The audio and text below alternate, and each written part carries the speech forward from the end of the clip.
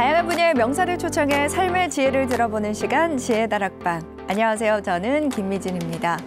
오늘 지혜다락방은 코로나19 확산 방지를 위해서 방청객 없이 진행됩니다. 시청자 여러분들의 양해 부탁드립니다. 오늘 이 시간은 지난주 시간에 이어서 한국명상학회 회장이자 강동 경희대 한방정신과 교수이신 김종훈 교수님 모셨습니다. 무대 위로 바로 모시도록 하겠습니다.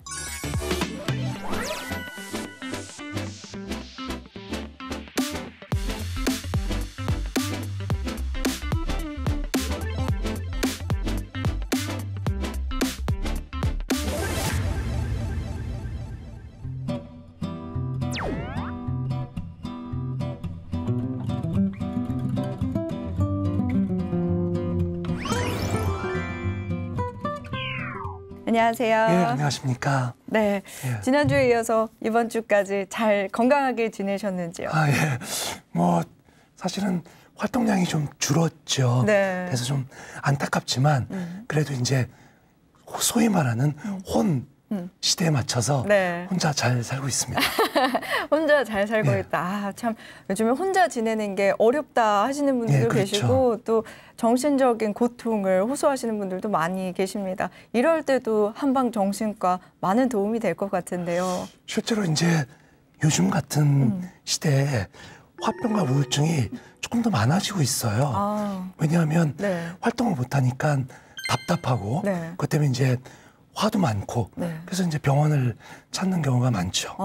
네. 한방정신과에 찾는 분들이 많으시다고 했는데 예. 어떤 분들이 많이 찾으시나요? 그러니까 이제 사실은 잘 지내다가 코로나 딱 걸리고 코로나 시대에 활동량이 줄어들다 보니까 네. 집에만 있죠. 네. 그러다 보니까 이제 밖에도 못 나가고 또 자기가 뭐 하고 싶은 일, 특히 사람 만나는 걸 못하니까 네. 상당히 외로워하고 힘들어하는 경우가 많아요. 네. 그래서 사실은 이제 우리가 지난번 시간에서 배운 것처럼 뭐 명상을 하든지 걷기를 하든지 해야 되는데 네. 이제 그런 걸 못하면 이제 또 병이 많이 걸리게 되죠. 그렇죠. 지난 시간에 한의학으로 보는 정신 건강에 대해서 예, 예. 이야기를 해주셨는데 그러면 오늘은 좀 구체적으로 다른 이야기를 해주실 건가요? 같은 이야기가 이어지는데요. 네. 일단 이제 어떻게 세상을 살아갈까에 대한 얘기를 갖고 한번 조금 얘기를 나눠보도록 할게요. 그러니까 기본적으로는 네. 한의사와 만나게 되면 하게 되는 상담. 이게 오늘의 주제입니다. 한의사와 만나면 상담하게 되는 내용에 대해서 예, 좀 우리가 알 수 있겠군요. 예. 강의를 듣다 보면은 정신도 건강해지만 마음도 튼튼해질 것 같다는 그런 생각이 드는데요. 그래서 오늘 강의도 참 많이 기대가 됩니다. 그럼 오늘 강의 잘 들어보도록 하겠습니다. 잘 부탁드립니다. 네, 알겠습니다. 세 번째 시간이죠.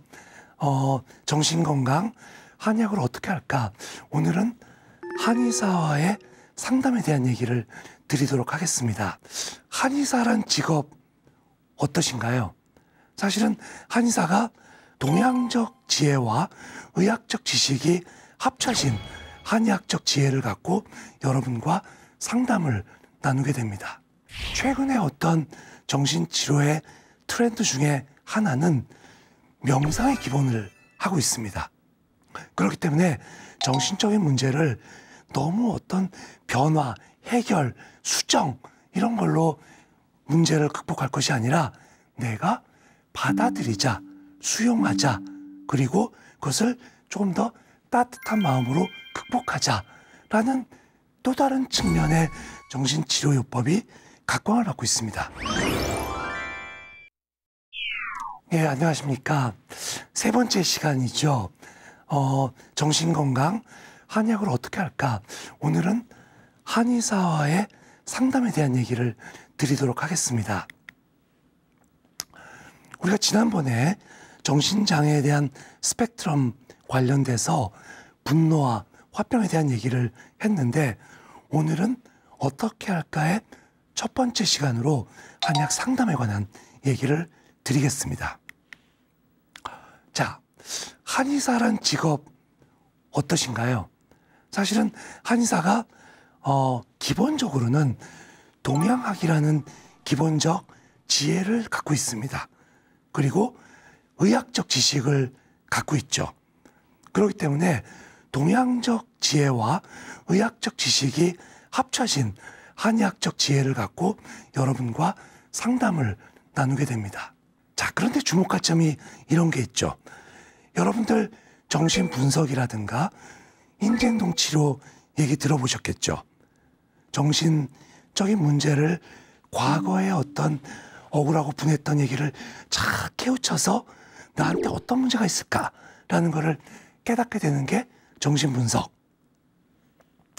또 자신의 정신적인 문제를 교정하고 수정하고 행동을 바꾸는 게 인지행동요법. 하지만 최근에 어떤 정신치료의 트렌드 중에 하나는 명상의 기본을 하고 있습니다. 자, 명상이라는 건 기본적으로 불교에서부터 출발을 했죠. 그 저변에 깔려 있는 것은 세상은 다 고통으로부터 시작됐다. 그렇기 때문에 정신적인 문제를 너무 어떤 변화, 해결, 수정 이런 걸로 문제를 극복할 것이 아니라 내가 받아들이자, 수용하자, 그리고 그것을 조금 더 따뜻한 마음으로 극복하자라는 또 다른 측면의 정신치료요법이 각광을 받고 있습니다. 이른바 명상을 기반으로 한 심리치료인데 흔히들 제3심리치료라고 합니다. 자, 이런 것들이 한의학과도 매우 밀접한 관계가 있습니다. 한의학 상담도 이와 같은 명상, 그 다음에 불교적 관점, 동양학적 관점에서 출발을 합니다. 동양학에서의 기본적인 것은 유학과 불교와 도교입니다. 일단 유학에서 한번 잠깐 봅시다. 우리가 가장 사람이 건강할 때 유학에서 중요하게 생각하는 것이 중용입니다. 즉 내가 조화롭고 균형되게 살아가자라는 메시지를 유학에서 주고 있습니다. 또 하나는 우리가 흔한 말로 인의예지라고 해서 어질고 예의 바르고 의롭고 지혜로운 인간이 갖고 있는 가장 본성적인 네 가지의 덕성을 발휘하는 것도 역시 유학에서 얻을 수 있는 지혜입니다. 자, 유학에서 중요하게 생각한 것 중에 이런 게 있죠. 군자로 살아가는 것. 그 다음에 군자로 살아가기 위해서 호연지기를 발휘하는 것. 이런 거 있습니다. 자, 그 다음에 우리가 논어 첫 구절에 보게 되면 이런 말이 나오죠. 하기 시습지 부력 여로하라. 배우고 때때로 또는 배우고 항상 익히면 즐겁지 아니한가. 즉 우리의 삶에서 배우고 익히는 것을 즐거움으로 삼을 수 있다면 이것도 많은 정신적인 문제를 해결할 수가 있죠. 유학에서도 마음을 어떻게 둘 거냐에 대한 얘기들을 많이 하고 있습니다. 그래서 정심, 즉 마음을 올바르게 둔다라는 얘기를 하고 있죠. 자, 불교는 훨씬 더 촘촘하게 정신적인 문제를 다루고 있습니다. 연기설 같은 경우는 자신의 어떤 과거의 어떤 트라우마가 지금까지 영향을 미치는 것에 대해서 깨달음을 얻어가는 과정일 수가 있고요. 또 우리의 삶 속에서의 어떤 삶의 리듬과 흐름을 사성제로 설명을 하고 있습니다. 그렇기 때문에 명상을 할 때도 우리가 지금의 우리의 변화를 그저 받아들여야 된다라는 말도 여기서부터 비롯되고 있죠. 오온 같은 경우는 우리가 일상을 살아가면서 매번 접하게 되는 여러 가지 환경과의 접촉에 대한 문제를 설명을 하고 있습니다. 당연스럽게도 우리의 어떤 정신적인 실천 수행에서 저런 그 공회 사상 같은 것들이 굉장히 중요하게 화두가 되고 있죠. 마음을 비우거나 버리는 방법들이 그런 예에 속하게 됩니다. 팔정도는 그야말로 지금 우리가 올바르게 살아가는 삶에 대한 가이드라인이라고 할 수 있죠. 바른 견해부터 시작해서 바르게 마음을 두는 것까지 8가지의 어떤 우리의 삶의 지혜라고 할 수가 있죠. 또 하나는 자비입니다. 이것은 결국은 자비와 함께 자비 명상으로도 발전을 해서 우리 마음속에 따뜻한 마음을 느끼고 또 궁극적으로는 그 마음을 정신치료에까지도 활용하게 되는 그런 모습을 볼 수가 있죠. 노자 도덕경 같은 것도 그러한 유의 하나입니다. 특히 무의자연 같은 것들이 한의학과 매우 관계가 많은데, 즉 인간은 일종의 소우주로서 자연의 법칙을 얼만큼 충실하게 담아갈 거냐, 그리고 자연의 법칙을 실천할 것이냐라는 것이 건강의 법칙이라는 거죠. 예를 들어서 요즘 같은 여름 같은 경우에는 해가 뜰 때 시간에 맞춰서 새벽같이 일어나서 어떤 일을 할 수 있고, 반대로 겨울 같은 경우는 조금 더 늦은 아침의 기상도 자연에 맞춰서 살아가는 방법의 하나일 수가 있습니다. 한의학은 구체적으로 그 방법들을 여러 가지로 언급을 하고 있습니다. 염담어무와 같이 자신의 마음을 비우고 담담하게 하게 되면 스스로 건강해진다라든가, 진인, 지인, 성인, 현인처럼 내가 어떤 인간으로 자라는 게 바람직할 것이냐라는 것을 깨닫는 것, 그 다음에 허심압도 같은 것도 있겠죠. 마음을 다루는 방법, 정심, 수심, 양심도 있고, 그 다음에 사상의학 같은 데서는 독행과 박통이란 방법으로 자신을 끝없이 수련하게 됩니다. 자, 이런 노력들을 기반으로 하는 게 한의학 상담입니다. 즉, 한의사와 상담을 하다 보면 유학적인 내용, 불교적인 내용, 도교적인 내용을 담아서 여러분과 상담을 하게 됩니다.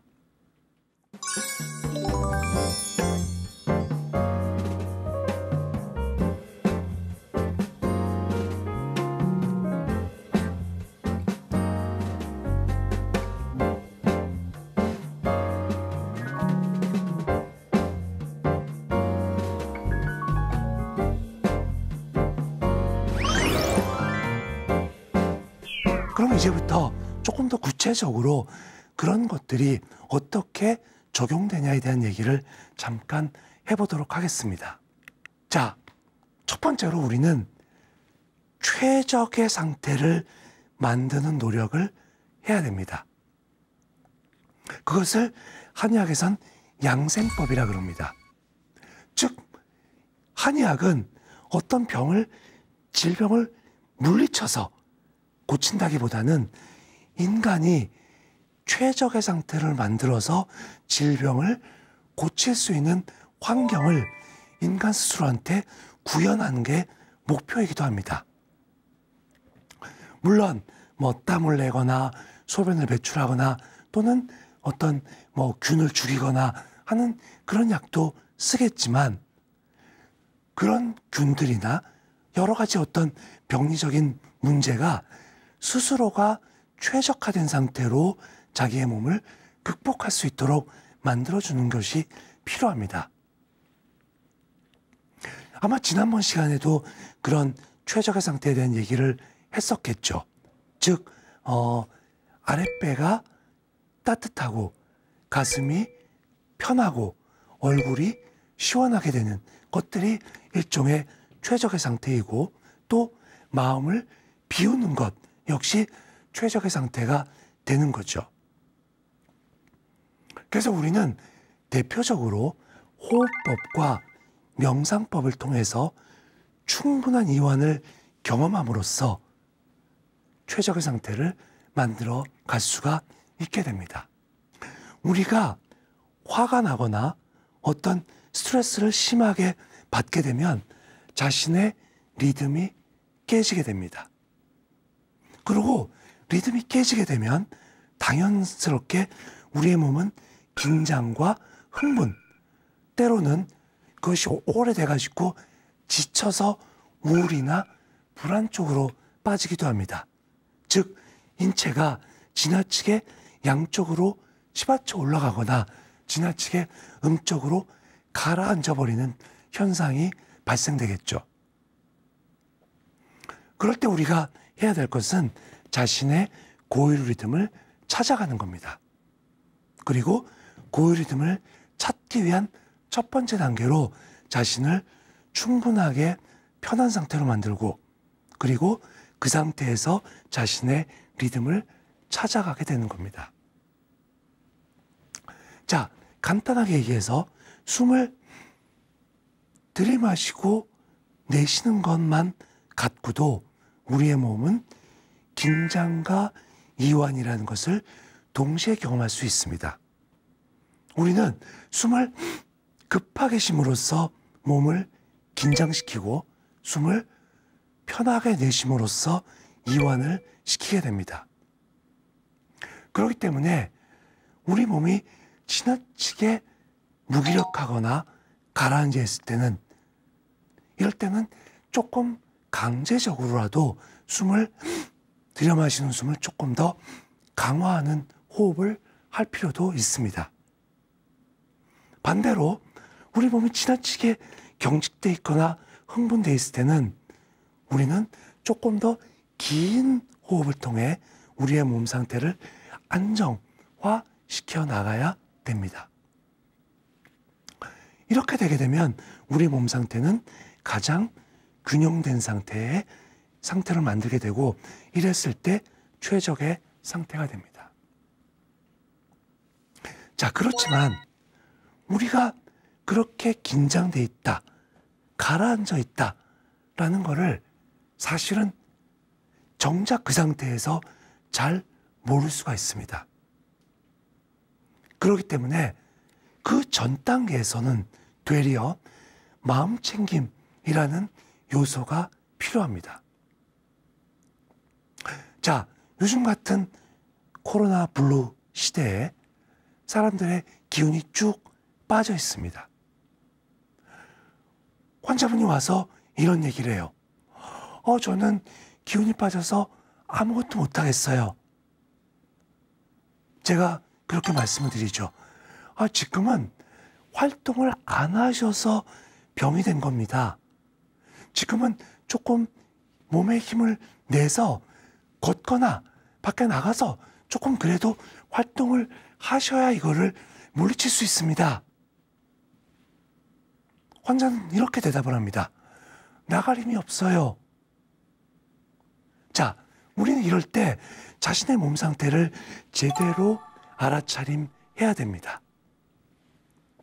자신이 정작 나가지도 못할 정도의 무기력인가? 아니면 내가 정작 나가지 못하고 주저앉았기 때문에 생기는 무기력인가? 그래서 잠시 나가서 걸어봐야 됩니다. 그리고 걸었을 때 내가 그냥 방에 누워있는 것보다 나가서 걸으니까 생기가 돈다 라고 한다면 그때 무기력은 조금 더 활동을 해야 극복할 수 있는 무기력이라는 거죠. 그렇기 때문에 자신의 몸 상태, 자신의 감정 상태, 자신의 증상 같은 것들을 알아차리고 거기에 맞게 대처 방법을 써야 됩니다. 자, 요즘 같아서 어떻게 하셔야겠죠? 조금 더 기운을 내셔야 됩니다. 하도 오랜 기간 동안 활동이 줄어들었기 때문에 되려 무기력하기 때문에 그렇습니다. 그렇지만 한편으로는 우리가 받고 있는 지금의 고통에 대해서 조금 여유로운 마음을 가져야 됩니다. 이른바 혼의 시대죠. 혼자서 잘할 수 있어야 되는 시대입니다.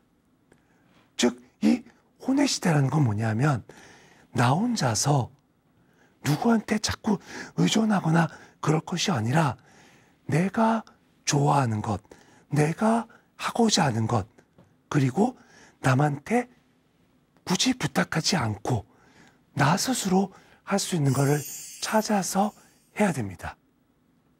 심지어 혼자 먹고, 혼자 책 보고, 혼자 걷고, 혼자 활동하는 것조차도 익숙해져야 된다는 거죠.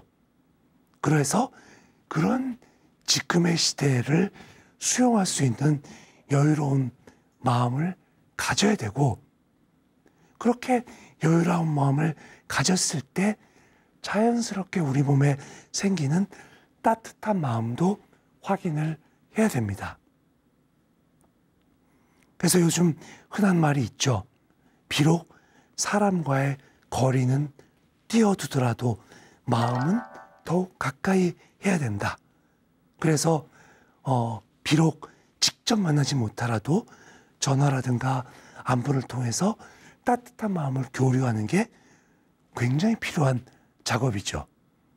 자, 이런 것 하나하나가 일종의 자기가 가져야 될 양생법이고, 지금의 문제가 있다면 극복해야 될 그런 어떤 훈련법이 되는 거겠죠.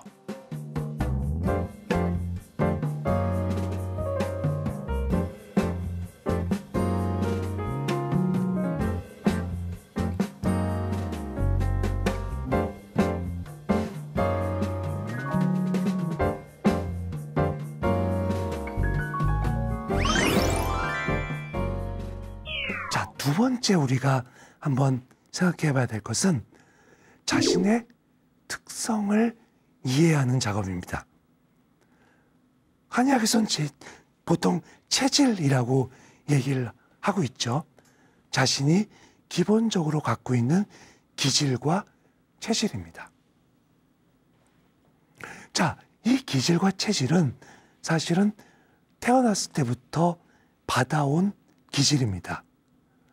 예를 들어서 이 체질의 기본적인 원리는 유학의 인의 예지에서 출발한 겁니다.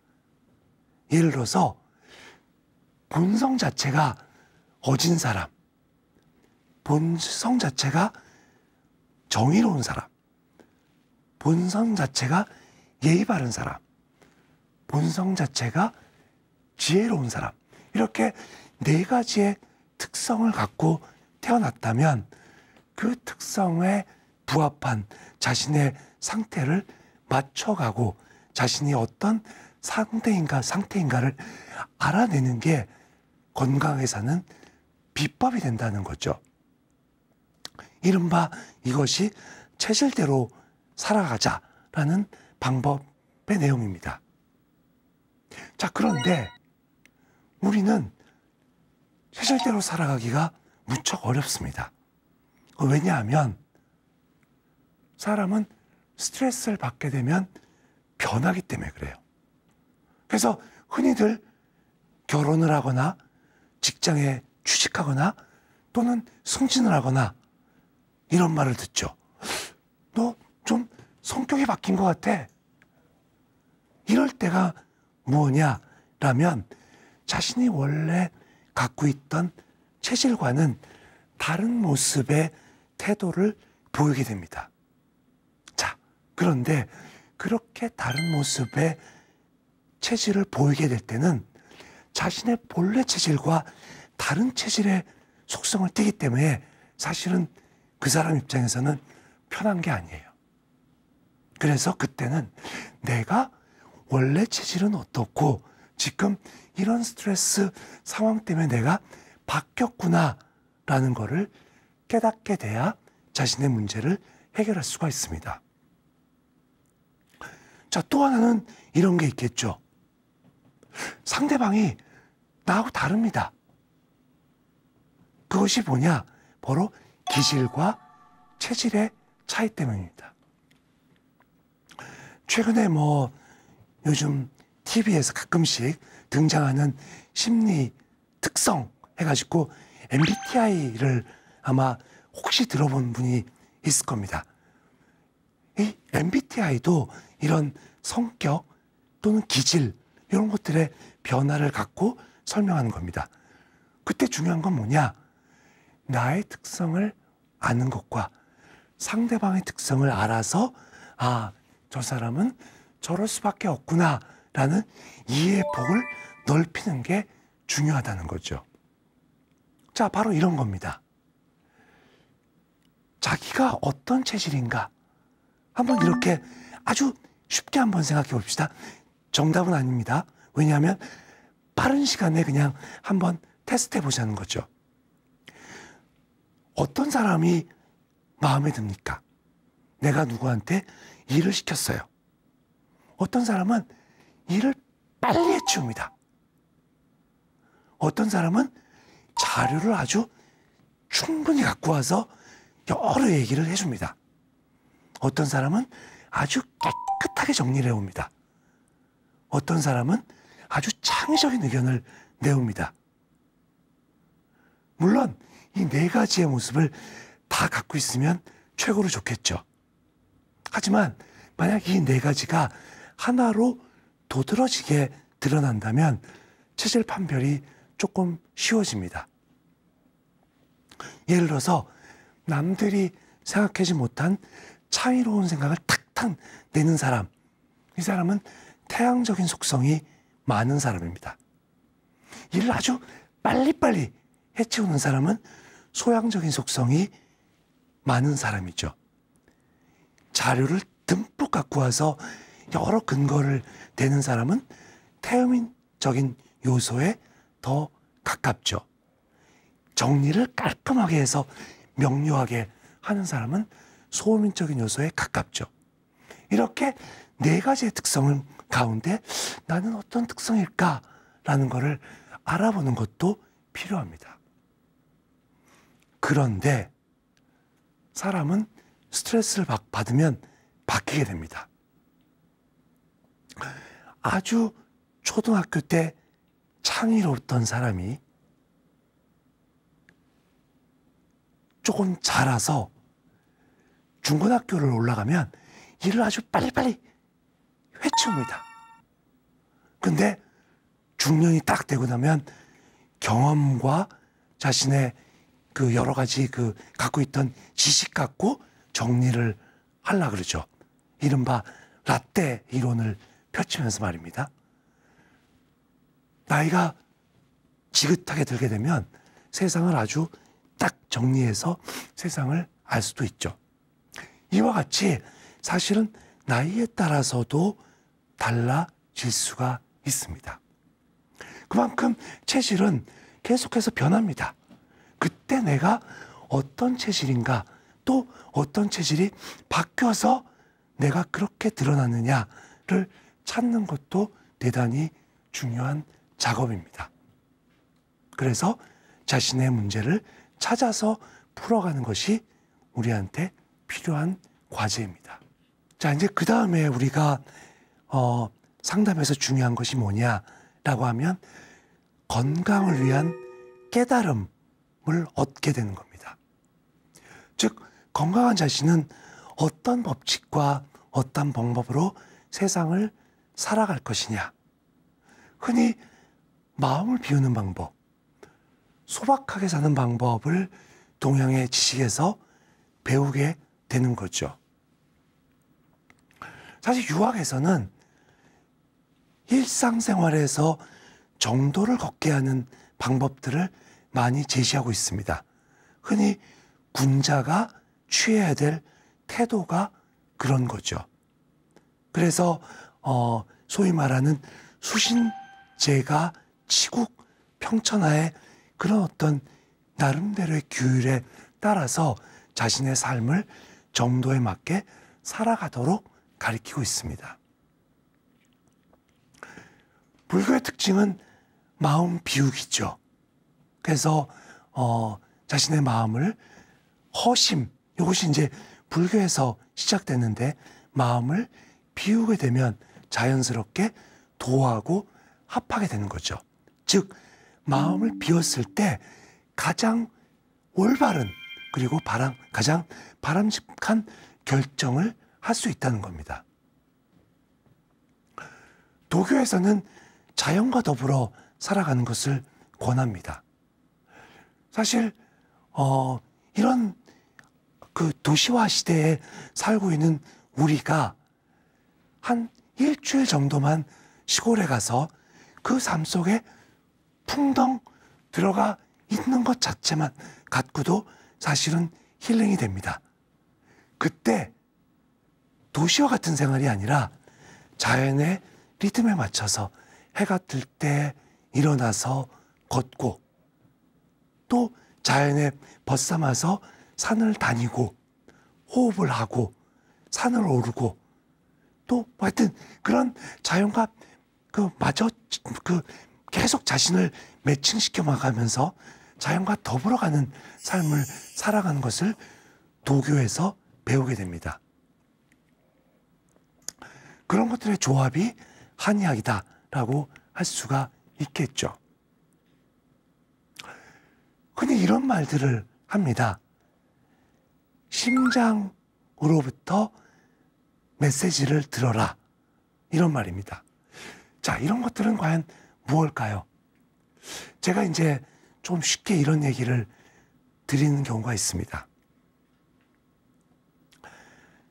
내가 어떤 사람하고 만나서 이야기를 할 때 저 사람이 정말 나하고 맞는 사람인가 아닌가를 결정해야 될 때가 있습니다. 머릿속으로 굉장히 복잡하게 생각을 하겠죠. 저 사람의 능력, 저 사람의 성격, 저 사람의 태도, 뭐 기타 등등 여러 가지 것들을 머릿속에서 많이 생각을 해보면 결론적으로 너무 복잡해서 결정을 못 내리기조차 합니다. 그때는 마음을 한번 편하게 가져본 상태에서 내 마음이 어떻게 동하냐, 심장이 어떻게 뛰냐를 보게 되는 경우가 있죠. 사실 그런 것들을 가리켜서 심장이 군주의 역할을 한다라고 한의학에서는 설명하고 있습니다. 혹시 뭐 연인을 만나거나 결혼 상대를 구할 경우에는 심장한테 한번 물어보십시오. 아마 정확한 정답을 줄 수 있을 겁니다. 사실 상담의 최종적인 목표는 이상적인 인간을 구현하는 작업입니다. 우리가 어떤 의미와 어떤 목적으로 세상을 살아갈 것인가를 알아가는 작업이 상담의 목표라는 것입니다. 사실 이 목표는 청소년기, 우리로 따지면 중고등학교 시절에 가졌어야 될 것이긴 합니다. 하지만 지금이라도 한번 생각을 해봅시다. 젊은 시절에는 재미로 살았다면 중년이 넘은 이 시점에는 어떤 목적과 어떤 의미로 살아갈 것인가, 그리고 그 목적을 우리는 어떻게 달성할 것인가 라는 문제입니다. 자, 그것이 우리가 추구하는 가치입니다. 이른바 본성에 대한 실현에 대한 상담이죠. 내가 세상을 태어났을 때 어떤 나한테 주어진 나의 의미와 목적은 무엇일까? 그리고 그것을 만약 내가 끝없이 추구해서 나아간다면, 그것을 나의 북극성으로 설정한다면 젊은 시절 좌쪽으로 갔다가 우쪽으로 갔다가 왔다 갔다 하지만 슬쩍슬쩍 바라보는 북극성을 향해서 내가 눈을 맞추고 삶을 살아갈 수 있다면 나는 어느 시기에 가서는 비록 저와 우를 가지만 나의 삶의 목표와 의미를 찾아서 살아갈 수 있게 되는 겁니다. 자, 한약 상담은 여러분과 이런 대화를 하게 됩니다. 양생, 또 체질, 그리고 깨달음, 합도, 그리고 이렇게 어떤 삶을 살아갈 것이냐까지도 한번 찾아가는 작업이 바로 한의학 상담입니다. 어떻습니까? 정신적인 문제를 해결하기 위해서 이런 상담을 받아보시고 또 이런 공부를 해보시는 게 필요하지 않을까요?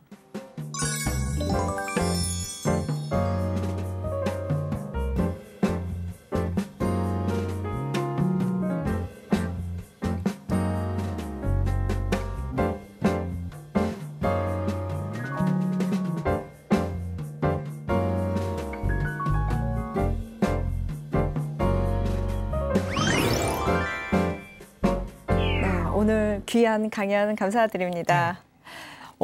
사실 저희가 취업을 위해서 또는 돈을 벌기 위해서 참 많은 자격증을 공부하기도 하고 또 더 많은 공부를 하기 위해서 노력을 하는데 자기 자신을 공부하는 일에는 참 소홀했다라는 생각이 듭니다. 자기 자신을 어떻게 하면은 잘 알 수가 있을까요? 자신의 체질이라든지 기질 사실 이제 우리가 그 명상이라는 게 이제 사실 요즘 많이 그 알려진 방법이지 않습니까? 그러니까 불교에서 얘기했을 때 마음을 비우는 것이 결국은 나의 진실된 마음을 찾는 것과 연관되기 때문에 사실 명상의 목표 중에 하나도 그것입니다. 그러니까 내가 마음을 비우게 되면 정답은 자연스럽게 우리한테 찾아온다는 거죠. 그러면 자신을 잘 알게 됐을 때 이렇게 화를 낸다거나 분노가 나타난다거나 이런 것들을 좀 더 잘 다스릴 수 있을까요? 사실은 분노라는 것은 시간 싸움입니다.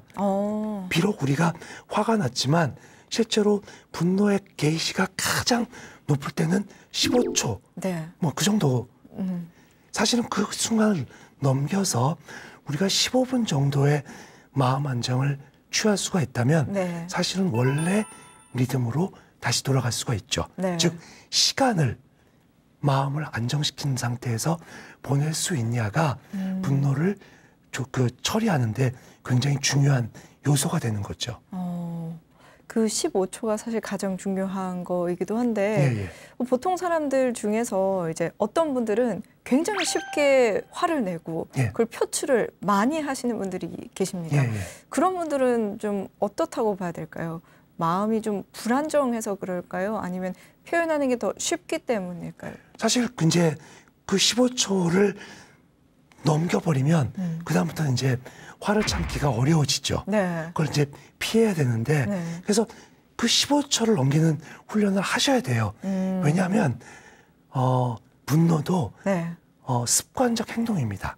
그러니까 예전에는 잘 참았던 사람이 자꾸 이제 한 번, 두 번 화를 내다 보면 그것이 습관이 돼서 그것이 이제 쉽게 행동으로 드러나게 되는 거죠. 그래서 반대로 그거를 참는 훈련을 조금씩 해서 15초를 넘길 수 있고 15분을 견딜 수 있으면 화를 참을 수 있는 사람으로 바꿀 수가 있는 거죠. 그렇군요.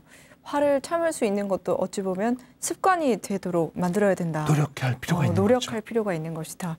이런 말씀이군요. 그러면 오늘은 또 한의학에서 말씀하는 그 정신 건강에 대해서 말씀해 주셨는데 그 건강을 제대로 치료하는 방법에 대해서 다음 시간에 말씀해 주실 건가요? 다음번에는 이제 뭐 실제적으로 뭐 침이나 약 같은 것도 좀 설명을 해드리고 또 스스로 어떻게 하는 뭐 호흡법이나 아니면 지압법 같은 것도 설명을 드리도록 하겠습니다. 또 화 그리고 분노 때문에 좀 고민이 있으신 분들 다음 시간 강의도 참 많은 도움이 될 것 같습니다. 오늘 강의는 여기서 마무리하고요. 다음 이 시간에도 더 알찬 강의로 찾아뵙도록 하겠습니다. 함께해 주신 여러분 고맙습니다.